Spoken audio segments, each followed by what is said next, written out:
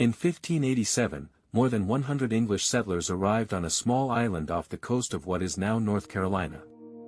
They came with hope, supplies, families, and a mission to build a permanent colony in the New World. It was supposed to be the beginning of something historic. Instead, it became one of the oldest and strangest disappearances in American history. When help finally returned, the settlement was deserted. There were no bodies. No clear signs of violence.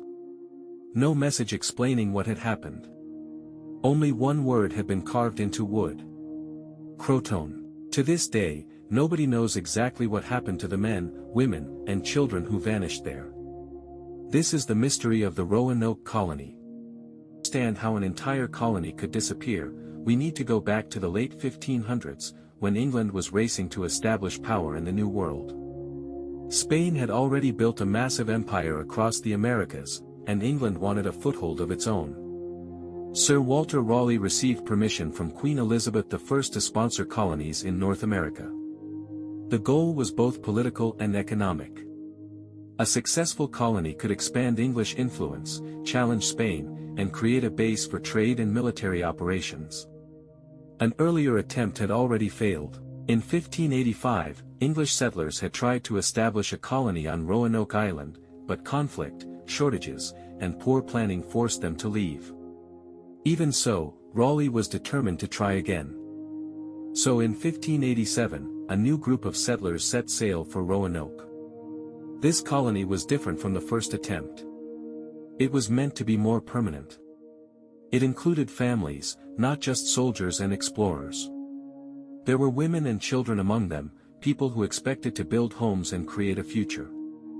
Their governor was John White, an artist and mapmaker who had been involved in earlier expeditions.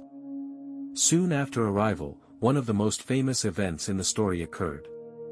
John White's daughter gave birth to a baby girl named Virginia Dare.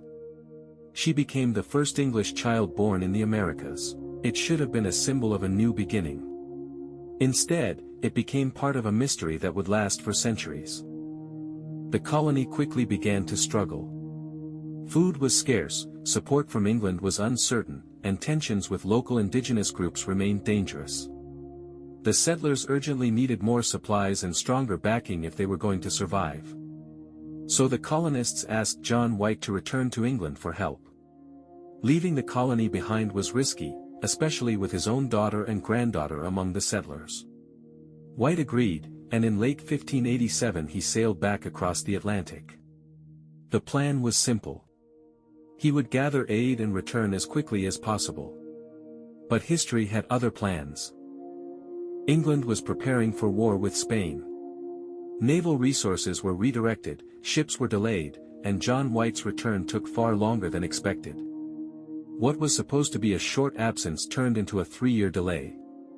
By the time he finally returned in 1590, the colony should still have been there.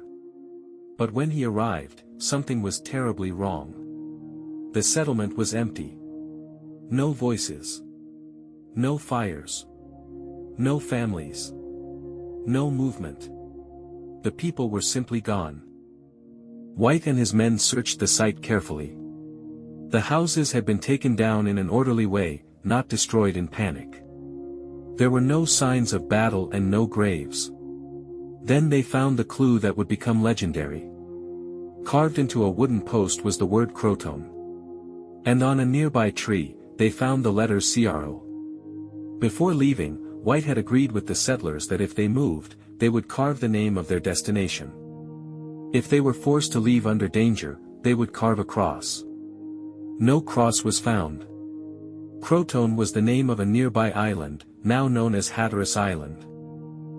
Some historians believe the colonists may have joined nearby indigenous communities in order to survive.